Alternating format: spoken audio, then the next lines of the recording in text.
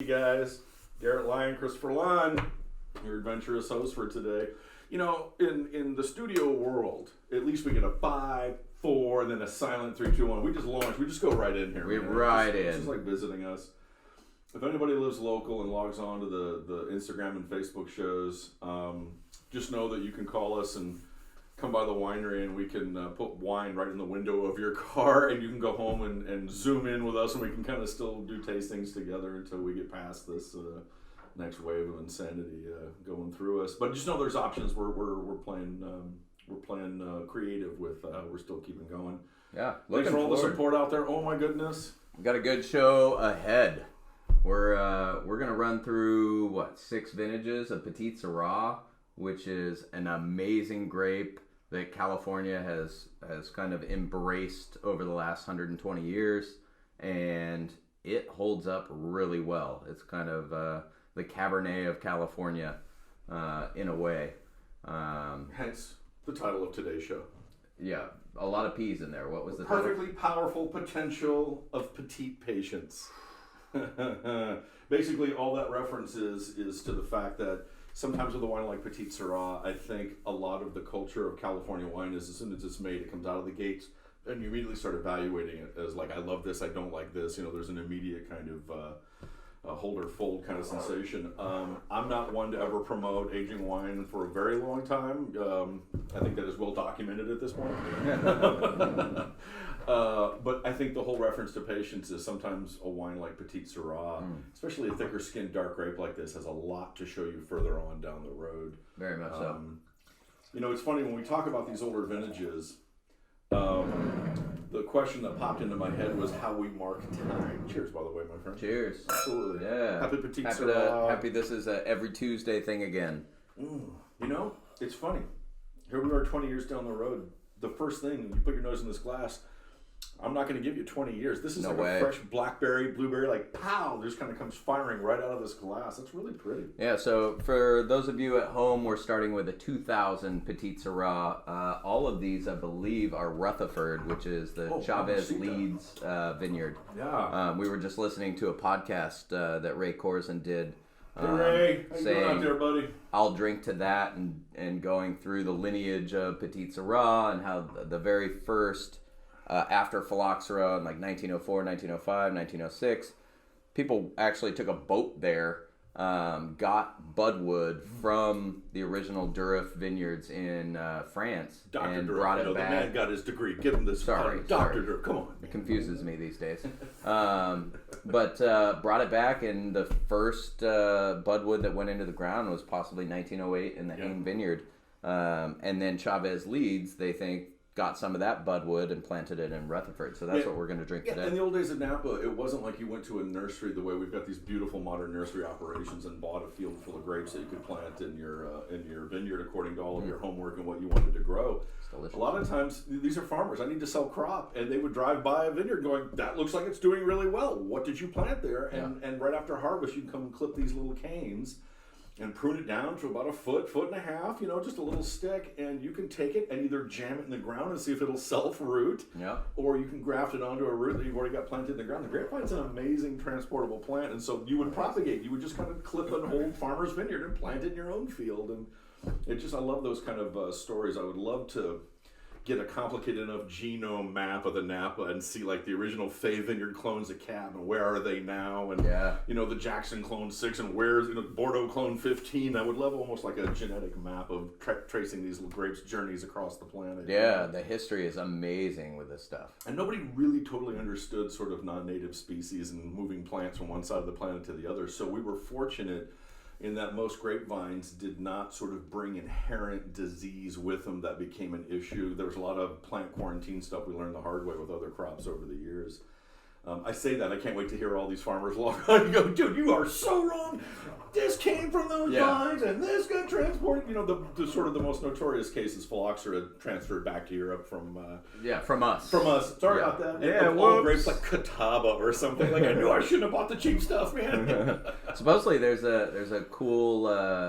vineyard on sandy soil in southwest France that still has own rooted vines from way back in the day, and you can visit them. And there might only be a couple vines of each species, but pretty neat that sandy, loamy soil survived phylloxera, and you can still visit them today. It's the profile that it doesn't live in, so that's why the vines were kind of not susceptible. And it's funny, 2000 as well, we talked, I think, on the show when we did the 90s about pivotal moments in history and how Napa was changing. 2000 is one of those years. So phylloxera, we talk about this little louse that lives in the soil. Non-native species get jammed in the ground. They're like, I've never tasted this before, and they eat all the plant material.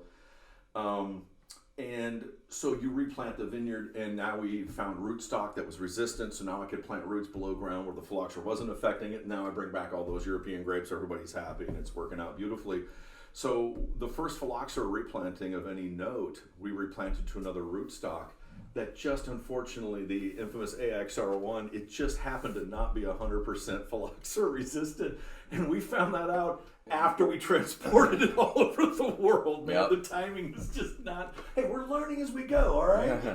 So to this day, funny enough, a lot of international vineyards are planted to American rootstock because of the resistant nature of what we've developed and worked with over the years. Not to overly geek out, but it's just, the thing about Petite Sirah I love as much as I love Zinfandel for this reason is history.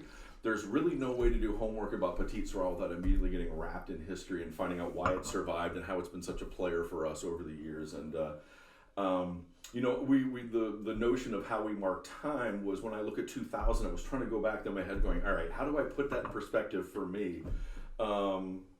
American Beauty was the Academy Award winning movie that year. So to put that in the Wayback Machine, now it can also have a double-edged sword because now you're like, that was 20 years ago, man. Wild. But just like movies like that tend to endure, like you could release that movie today and people are like, oh my God, that to me is the true test of a great movie. I gotta tell you right now, we're sipping on this and it's not typically older wine. You can come out of the gates and be impressive, then you kind of see a tail off right away. This thing's climbing still. Totally. I'm blown away by this. This 2000 is spectacular. Man. And usually when you're looking at wine, if you're trying to kind of figure out what it is, you look at color. Petite Sirah is one of those wines that always has really dark, intense, inky color. And so as it ages, it actually doesn't have a ton of rim variation. If this was Cab, I'd say it's probably 10-year-old Cab, just by color. Oak's coming through. There's cinnamon still playing around in there. The mid-palate's got rich fruit to it. Yep. I mean, I'm looking at the edges of this wine, too. I'm not seeing a ton of color change on the rim here. There's not a lot of variation. So bravo to, Ray and the boys back in the day. This is absolutely delicious. Yep. In 2000, so to kind of put a final icing on the phylloxera conversation was by 2000, when we'd started the business in Napa climbed in the 80s, and as it continued to climb, now there was a couple of dollars in farmers' pockets. It's time to replant these vineyards. And so 2000, as we replanted massively starting in the mid-80s, we'd had 15 years to now see these vines take root and really start producing their best flavors. Yeah. And 2000 was a little bit of a celebration of like, we've planted a lot of different grapes. We've really learned sun alignment. There might be 6 different clones of one grape in one vineyard because we've learned all the differences.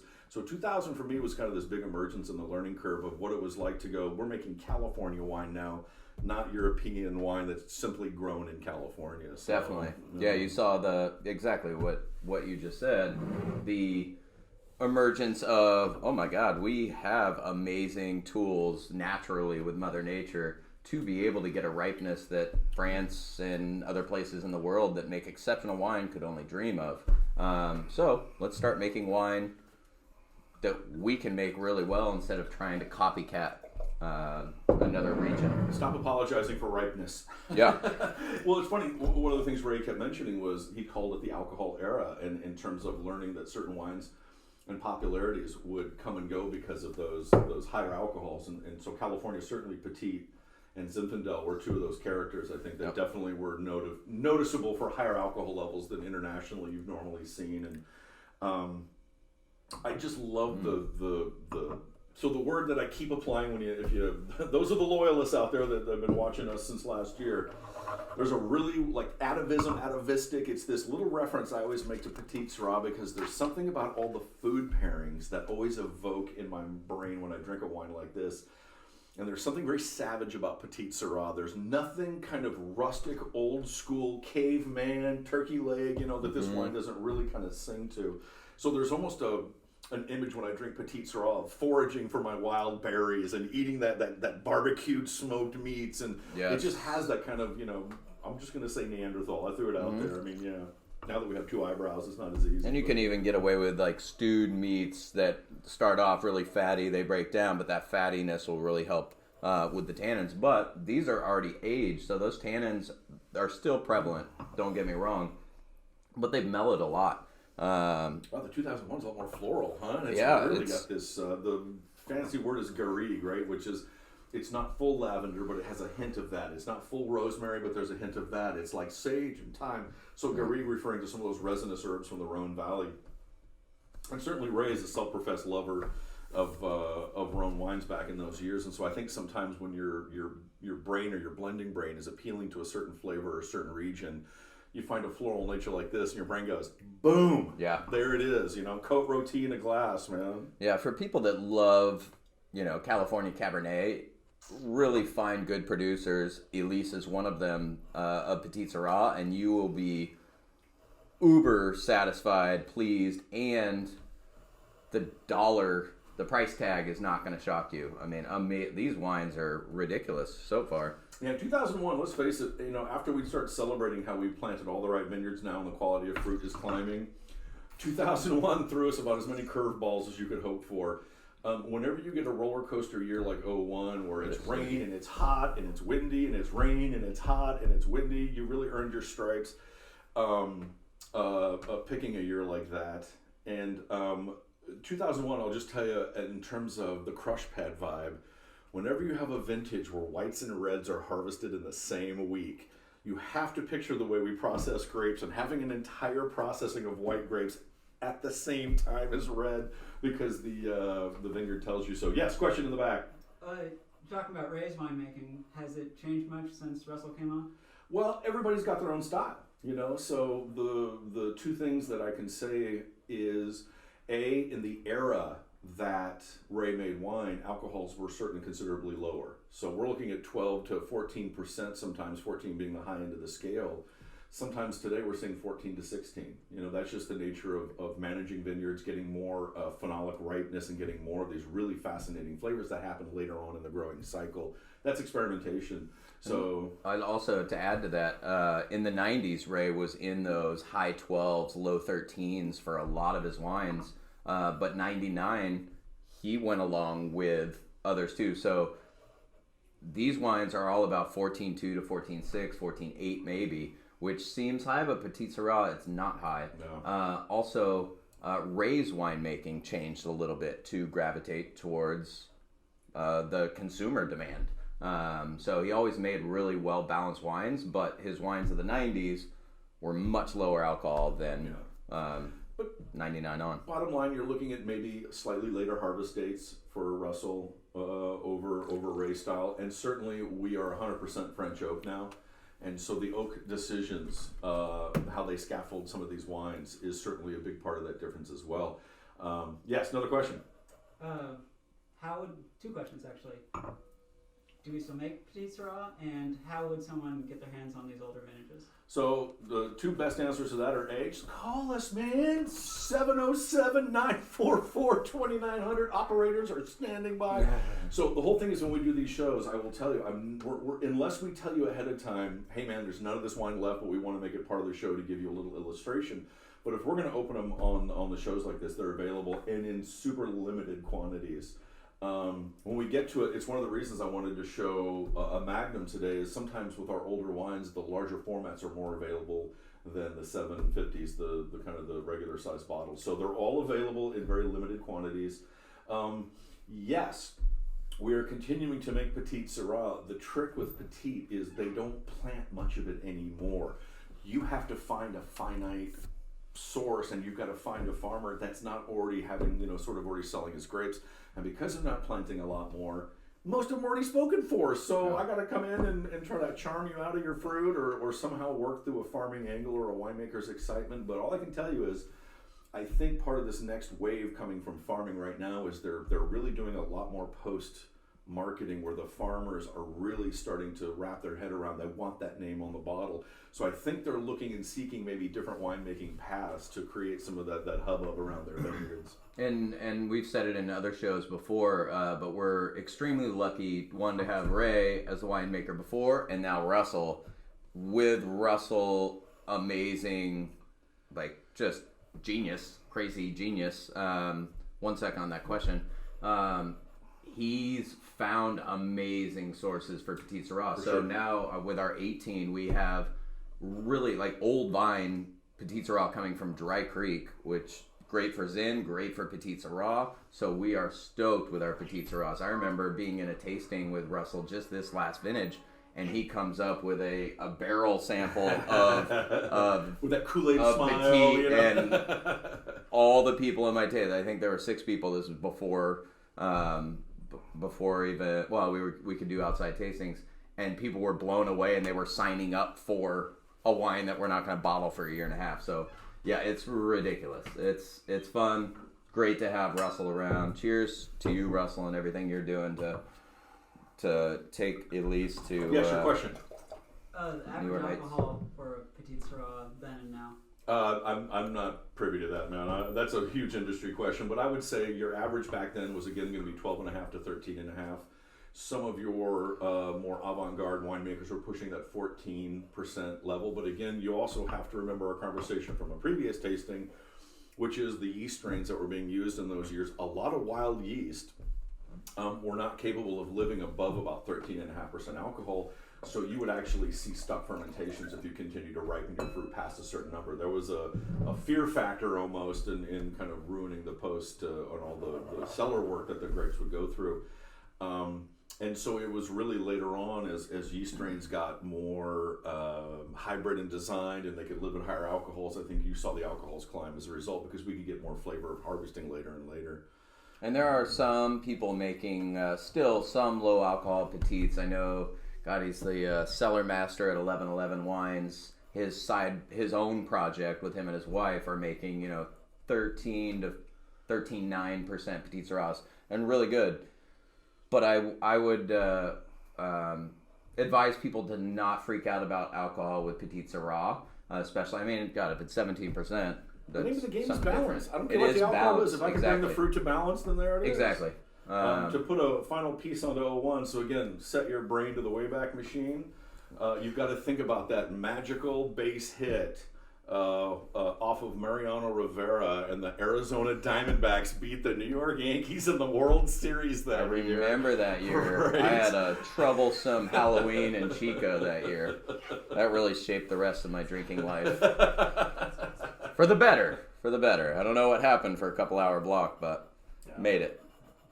All right, so we started with 2001. We're now on to 02, and we have a question. Yeah. So, does this grape ever seed into dessert wines? What's this? Yeah. Does this grape ever Absolutely. seed into dessert No, wines? absolutely it Do we does. have any? We do. We have Petite Sirah ports. Absolutely we do. I'm not using the word port. I'm using the word late harvest fortified wine, dessert wine. They'll but call that a it's- ruby port. Petite Sirah and Zinfandel both because of their way to hang late on into the season and still take on higher sugars.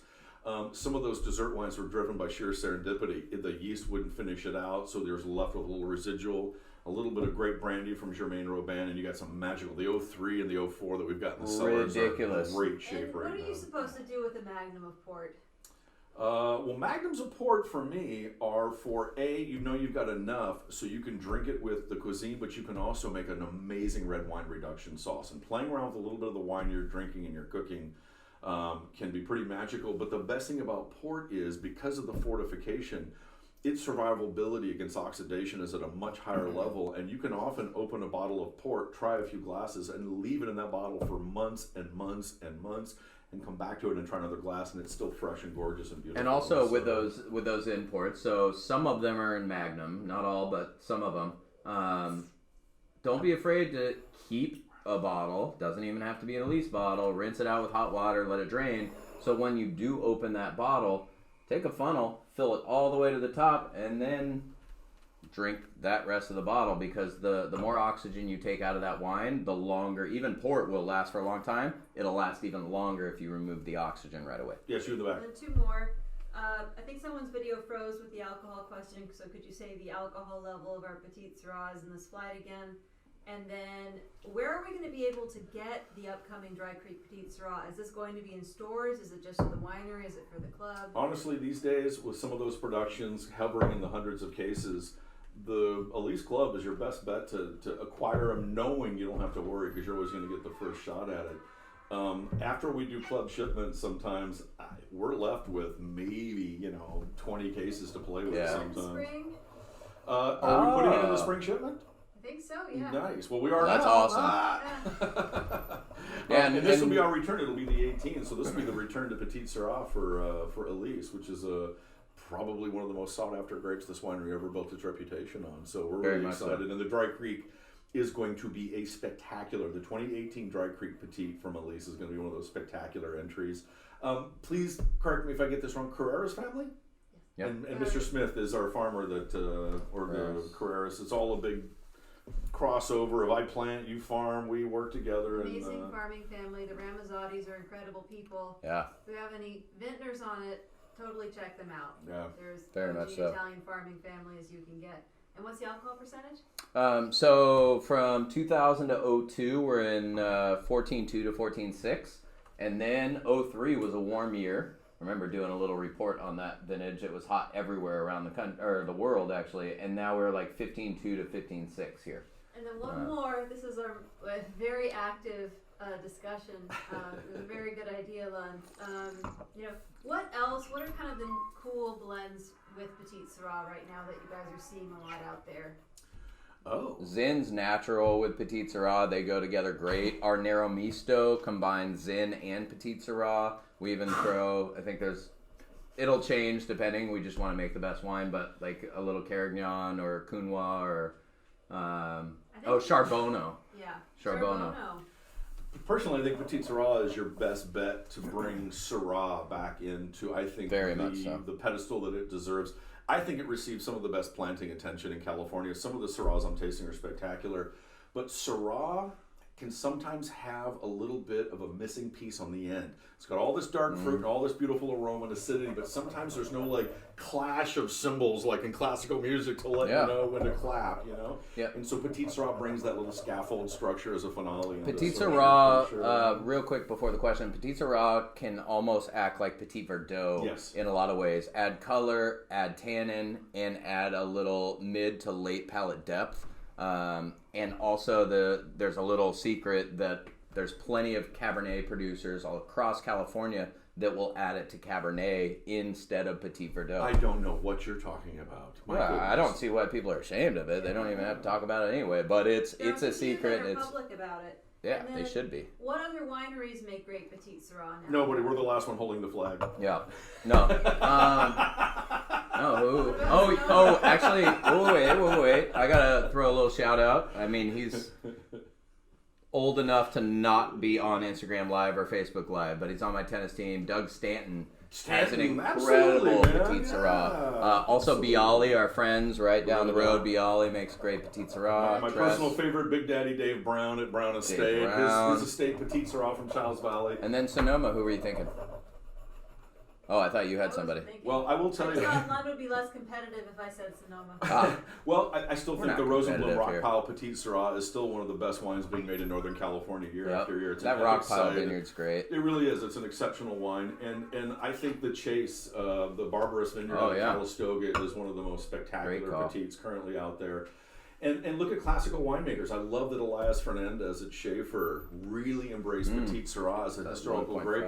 And that Relentless wine that Schaefer makes, I think, is it's certainly a blend, but I think it's one of those great feet forward for and goodness, the Peterson family and the Switchback Ridge Petite Sirah.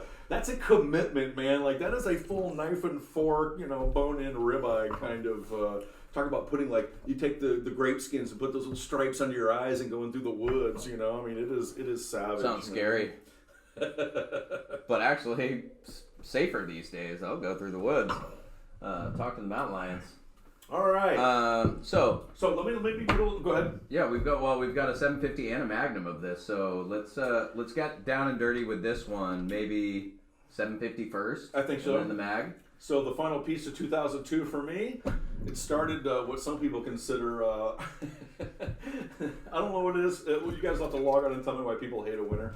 But 2002 was the New England Patriots over the Rams in the Super Bowl that year. That was the greatest show on turf. I remember where I was when I watched that game. Right. I was working at John Ash and Company. Nice. I was Chef. I think I had just graduated college. And John Ash and Company crew rented a house on Clear Lake in Lake County.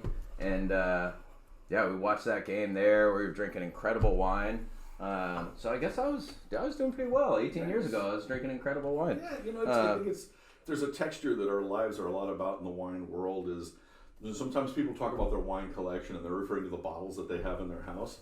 You come and spend enough time with us in Napa, and we refer to our wine collection. We'll either point to a ledge of empty bottles or a bowl full of corks and go, "Oh, this was from that dinner party when we were all like, you got drunk and fell in the hot tub." Exactly. Like it's just that's the way we collect wine. Went in off the Napa. road with a golf cart and pulled a muscle trying to get it back on the road. But sometimes our wine collections are based on drinking the wine and the times and the people around the table. And Petite Sirah is one of these wines as well that, from a culinary standpoint, you can finish this hearty meal, but then you've got that cheese and the fruit and the chocolate, like whatever you're going to finish that night with. Petite's one of those wines that you can kind of take to the library after dinner and let it continue to show off. And more questions? Yeah. Good. 2. What of these years that you're tasting is your favorite year? We're not through yet, so I can't answer Not even that. through. Everything's been outstanding. And whoever who likes to read the last page of a book before they finish it, man, whatever, Mr. Impatience. Second question. Yep. What's the best growing condition for Petite Sirah? You got that? Sure. Hot. And I the farming aspect of it, and whether they're grown kind of like these Zinfandel vines, like they're an orchard tree, or whether they're lined up now. I don't know that much about that. But the skins of the grape are so thick that they can withstand heat. They're not part of the Bordeaux variety, so they underripe. They don't get that pyrazine level, as far as I know. So there's a little less worry about that, which is great. But California, high desert, dry, hot, arid conditions are really good, and that's And why if you look dry at that, there's a creek reason is they're so around good. for 100 years. I mean, Yeah. if they didn't work out and they were more persnickety, I didn't say Totally. Viognier, Yeah, you or know, Pinot Noir. Yeah, absolutely. You get a lot more ups and downs and spikes. Petite Sirah, you'll see, is a pretty consistent performer because it really was planted well. And I love that the farmers that picked those grapes got it. They didn't have a ton of the Davis paperwork we have now in the analysis and soil analysis and the degree days, and all these other things mathematically that we can do to achieve a better guess. I know this 03 was supposed to be the most tricky vintage of this whole flight in terms of the weather and what happened. And man, this thing is delicious. So everybody knows, like, we got to put together a 6-pack deal of these. I don't know how many we have. There's some vintages that we might not have a lot of. Might have Magnums, but for like the first people that come around, we'll set up some amazing pricing on this stuff. For the 6-pack, we're not going to tell you on the show. You're going to have to call us. like, honestly, do 2 6-packs. You got a 12 bottles, so you can do it with friends. And then, like, all of these so far, the oldest ones have a ton of life left. And these are 750. And if you pick these wines up, let's put a Zoom show together. We'll come and kind of be the winery side of it and have fun with you while you're tasting the wines as well. I almost think maybe we just do that and have 20 people buy them, then we've got a Zoom show for those 20 people, and we'll do it again with you. These are awesome.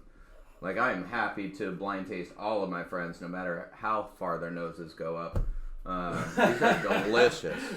So blind tasting people on this is often one of the best grapes because of how many options there are and how many places it takes you.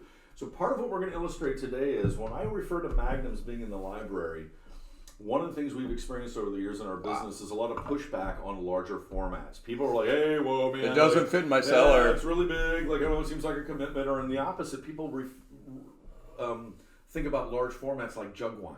they think there's a lesser quality to the wine. Interesting. You know, we didn't put the little rings on the magnums like the old school Ernest and Julio Gallo bottle. You know? Oh, no, I thought you were going to say a pacifier. Straight out the bottle. But here's the thing: is just to put some science to it is the bottle here and the bottle here, in terms of size, have the same amount of oxygen in them. And also the same cork The size. same cork size. This So- is the cork, that's the cork. By sheer ratio, this liquid is absorbing that amount of oxygen at a different rate than a larger format. So larger format bottles tend to age at a slightly slower, more gentle pace because of that ratio, which is when you go to 3 liters, you go to 9 liters, you go to, the King Kamehameha Melchiors at 15 to 18 liters.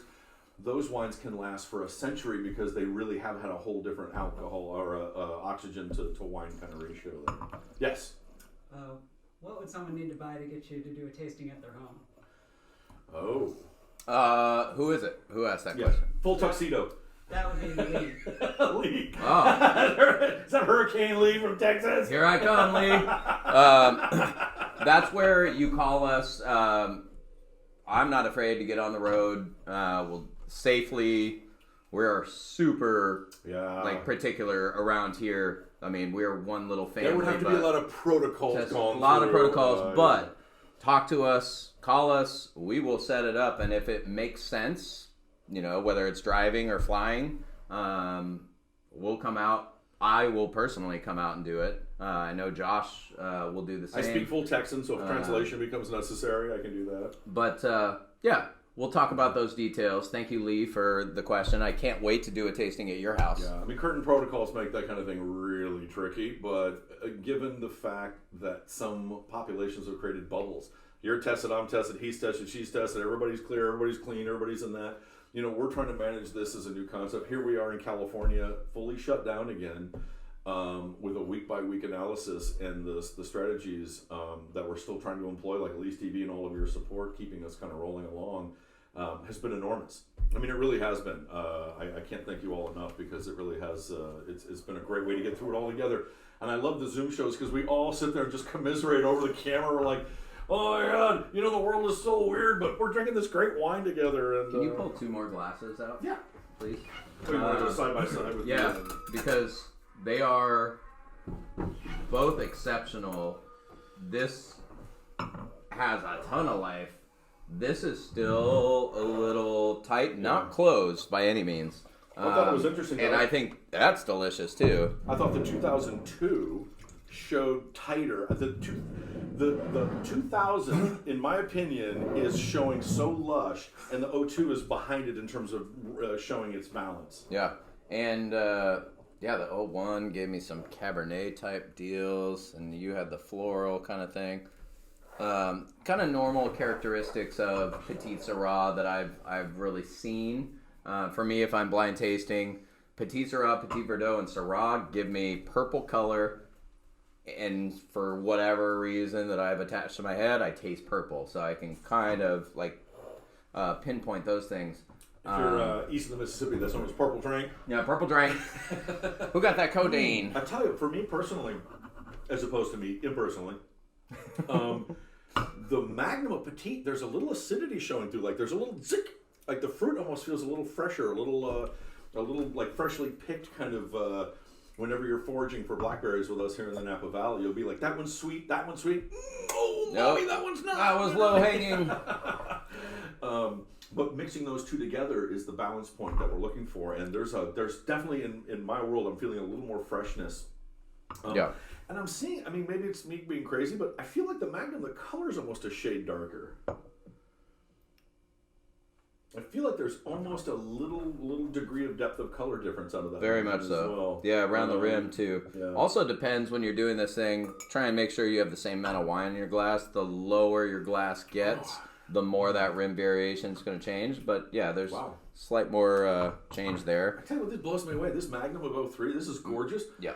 This is by no means hitting its peak yet. I think there's still a lot of years left in this wine, and the tannins are suggesting, and the fruit is still full enough for me that, I mean, I can open this, at least a good half hour plus before dinner, for sure. And it'll be a rock star. And that's also the thing, hitting its peak. Like this for me might well, it's got a good 5 to 10 year, actually more 7 to 10 years of life in it.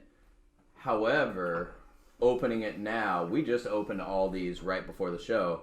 Opening it now, and then you've got a Magnum, so you can see it change over the next, well, I mean, for us, like 45 minutes, but couple hours with guests. Everybody gets a glass and they taste it, and then let it sit for a half hour before you revisit. This is amazing, and I might not even, I think the peak is now for the next 6 years.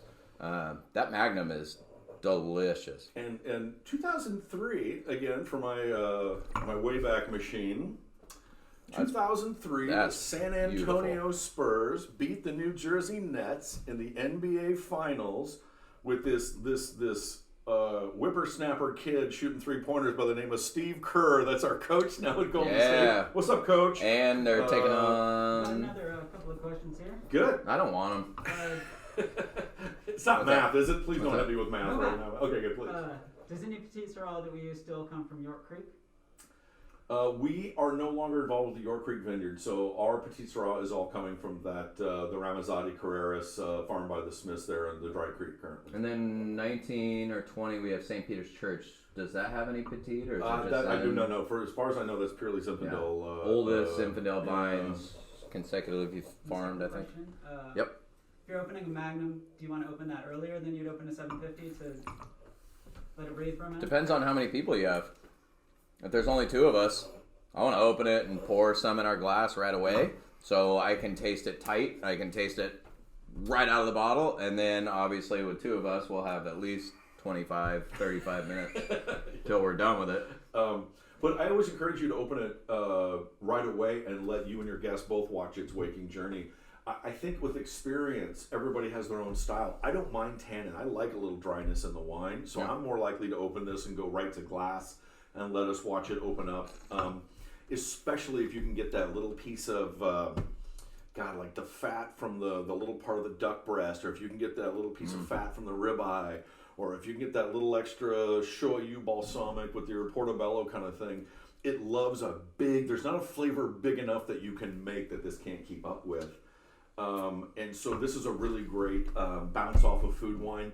I will tell you in the past, my personal preference, because I'm sticking with the whole pea thing, my personal preference for Petite Sirah, I love chocolate and blueberries together with this wine. This is my blueberry buckle, old school blueberry chocolate coffee cakes for anybody that still remembers Betty Crocker. What's up, Betty? I love it. Just throwbacks. Taking it back to the old school. But again, it goes back to that atavistic word. There's something about a historical echo about this varietal that just takes you to all kinds. There's no food, no matter what decade it was made in, where you're like, oh man, that's beef Wellington with Petite Sirah. Who knew? You know? And this is one of those grapes where the characteristics you get from the aromatics are the things you pair with it, and that's the thing. It's like dark sugar plum. It's black fruit, blue fruit, chocolate, black tea. I mean, I don't know what we do with black tea, but oolong is the best stuff ever. Oolong, you can do it. If you're not a coffee drinker, oolong you want to chocolate evolve, cake, man. Those Tikuyam oolong teas are pretty serious, man. Wait, I thought you were sticking with peas. Well, I can't. I'm running out of P words. My lexicon only goes so deep, man. It's more like a kiddie pool than a river or a lake, I would say. All right, we're moving on to 04. Just a little recap on the 03. This is drinking incredibly well. Plenty of life left. Get both. Let's do a Magnum challenge. Yeah, we just did it, and they're both exceptional. I can't even say that I like one more than the other, but none of these, and I would kind of expect some of them to get that slightly raisinated pruny quality. Haven't gotten it from any of these, which is pretty impressive. I love how we don't taste these wines until we're live. Absolutely. There's no editing here, obviously. And I wear my emotions on my sleeves and my opinions and everything, so you can tell when I'm lying. Or at least my mom always could. Couldn't get away with anything. I got to tell you, so far though, the wine is really intact as a flight. It's funny, right as you're mentioning that, we haven't come across one that's shown a little bit of that raisin. I just was saying, it is my true. nose in this glass, I was like, wait till he puts his nose Yeah, in yeah, no, it is. It is there. But you can tell why But they it's- made port that year out of the 04. That makes There's sense. very much that roasted slope, again, that Côte Rôtie kind of vibe coming Yeah. off of this. I thought it was, there's just the barest hint of Britanno in here, which is just that little earthiness that can come on from the cellar. But my goodness, this 04 Color is wouldn't say it. absolutely opaque You to could the just rim, from you color know? call this a 2014 or Yeah. 12 or 10. And 04, it was just... It was a little wet, wasn't it? Yeah, it was just... So here's the thing about 04 is, so you had these 2 big months of rain. So you got all this rain in December, in January, and February, and then the rain stopped. So now I've got this kind of gentle, warm spring, but there's water everywhere in the soil. So what that basically means is the plant goes, woohoo, and then all of a sudden bud break goes full blown on you. Earlier in the year, the earlier that the vine wakes up, the more susceptible to all the weather conditions it is. The later the vine wakes up, the grape hasn't fully developed. It can survive a lot more of the cataclysms of any given harvest weather and all the unpredictable nature of that. So here comes 04, early. And so sometimes I think as we crest over, again, that 2000 vintage, in the old days, I think picking in October would be thought of as complete insanity. I think September was really your harvest month traditionally. As we crested into this kind of 2004 vintage, I'm seeing a lot more harvest dates further and further into October. And so an early harvest in this case was kind of an August, September sort of year. Yeah, and it's still pleasant on the palate. It's delicious. It has turned that little corner of that raisination, that pruny, or as people that want to try and sell wine, dried plum. Wow, that is bone dry, baby. Yeah, it's bone. Yeah, it's got so it's really cool. I mean, you pair that with chocolate and dates and. First thing that popped in my head was that like the lavender scented duck, man. Like I want that full flesh with a little bit of the. If anybody knows that trick we talked about, where you put all your lavender on the cookie sheet, put the screen on top, put the duck, you throw that in the oven, and the lavender liquefies and turns into the oils, kind of gas the. He's got all the tricks. No wonder he found himself an amazing wife. Right. God. Hi, Elaine. If you're watching. Fastest way to a woman's heart is through her stomach. Won't touch that. What's Bo that, will. What's that Eddie Murphy movie? So technically it's through her chest, but it's a bit messy. Sounds I'm a little just kidding, Eddie Murphy honey. raw. Yeah, man. So yeah, this so far, if anybody's wondering, like, that's my least favorite. Curious to see how it tastes out of Magnum. We have a question in the back. Yeah, we've got 2 again. Thank you, Grant. Christopher, where in Texas are you from? Not from, but lived there for almost 10 years, and it is a little town called Commerce off of Highway 30. So it's a straight conduit from Little Rock, Arkansas, straight to Dallas. How many clicks? Yeah, so if you stand in Dallas and look east, we're 2 looks east of Dallas. 2 looks, not clicks. Tyler and Greenville probably have more notoriety than Leave Old that Commerce does. But if anybody watched that great movie, We Are Marshall, they'll make reference to East Texas State University there in Commerce, Texas, which is now A&M. So the Commerce was the rail yard for all the cattle grazing. So you grew up as a kid and all you could just hear were trains moving in and out of town, and it was pretty cool. Man. It was a good. Any childhood where you can live in farming communities and own a town on your bicycle is pretty cool, man. I mean, it also means you get into the weirdest trouble ever. One smoke at a time. ETSU just reminds me of ETS Labs, who takes care of a lot of the laboratory work for wineries here in the valley. So thank you, because you guys stopped by. You guys were just here yesterday. Patience. I would love. Yeah, I'm leaving that there for to come later. back around on this 04 later, because I got to tell you, it's tight as nails, but that sweet, like dark chocolate blueberry is coming right in the mid palate right now. It's really great on the palate. It's the nose, whenever I get that kind of tinge, and it's funny that you were just waiting for me to find it. I had just said I can't lie, and you were right. Okay, so 04 was also another one of those kind of interesting pivotal years. This was the year where the Tampa Bay Lightning beat the Calgary Flames in the Stanley Cup, and all of a sudden you're like, wait a minute, Florida? Who plays How hockey many in years Florida? after Like they that became expansion, the expansion. that's a it great follow-up question. And any of you at home can log on and tell me the answer to that one. And also the Las Vegas Knights Yes. almost did it. So like any other kind of expansion sort of concepts in sports, You're a good girl, Penny. you can You're recruit a a whole good bunch girl, of Penny. good fun players. But I thought that was really interesting to see all of a sudden you're like, Florida? What? You know? Right? That long tradition of those cold winters in Florida to play hockey. Also, since I think they played, before this question, they played that national championship game yesterday in Florida. That was a beautiful stadium, by the way. Holy By the way, Toledo. don't worry. We transferred it. Oh, look at that. God, God, I love technology. Oh, we thought we transferred it. Let's have a phone call online. Talk about, where are we getting at?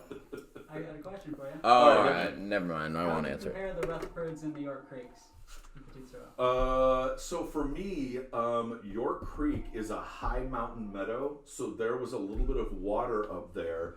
So the York Creek Petites did not have the intense tannin the way I thought a mountain vineyard would.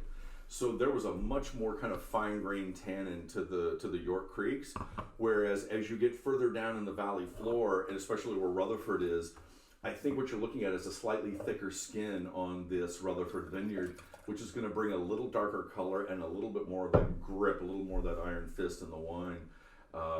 And so, I mean, if you look at the old pictures of York Creek, one of the favorite photos we ever saw of York Creek is Fritz had a quarter-mile track up there in the middle of the vineyard. So there was literally, for quarter horses, there was a full exercise track rolling through the vineyards up there at York Creek. It was a bigger operation, 300 plus acres, than I think I originally thought it was.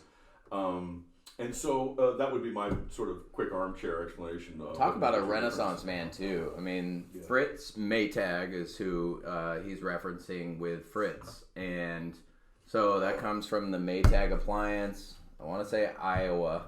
But then pretty sure that Maytag Blue Cheese, named after him, he purchased the Anchor Steam Brewery. But before that, he bought the York Creek Vineyard at the very top of Spring Mountain.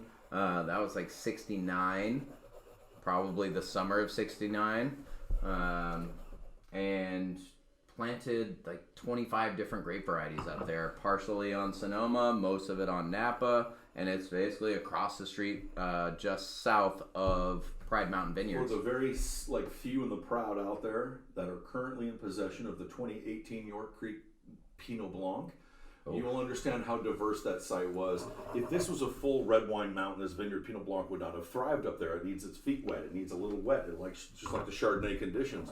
So the fact that our 2018 Pinot Blanc was that spectacular has a lot to do with the water content up there for sure. And really, in the wine business, keep the water moving. Water has a lot to do with the way the skins are structured and the way these wines will show sooner rather than later, later rather than sooner. Everything is based on how that vine gets to its water and how it kind of nourishes itself above ground, for sure. But of the grapes people know, I mean, kind of are familiar with, I wouldn't even include Petite Sirah or Pinot Blanc in that. We know them, but really, I mean, Spring Mountain is incredible for Merlot and Riesling. Pretty diverse little site there. I love Spring Mountain. A lot of those wines are some of my Cabernet in certain years, amazing. So Other we're years, gonna blaze through this 05. I know Oh, yeah. we've already kind of pushed the show. We're gonna try to wrap this up for you. I want you to also think about next week. We're gonna try to keep this Tuesday 2:00 West Coast time going. Next week's gonna be another fun one. We got Chris Morrisoli coming on the show with us, and we got the whole lineup right here. We're gonna play around with Can't a see it. vertical just like this of the Morrisoli Vineyard, and we're gonna play around with another large format to small format comparison as well. We're going to keep this thing going to kind of keep encouraging y'all to think about magnums for your library in addition to some of these 750s. All you need is that fourth person around the table, and magnums make more sense when you're drinking wine, because that's 2 bottles, and we all know we're going to drink 2 to 4. So, Right? Yeah, 4 people, 2 glasses apiece. So 05, let's keep this moving. 05, 05 was a gut check, man. Like, the weather made you want to think by math to pick early. And if you trusted your gut over your calculator, you made a spectacular 05.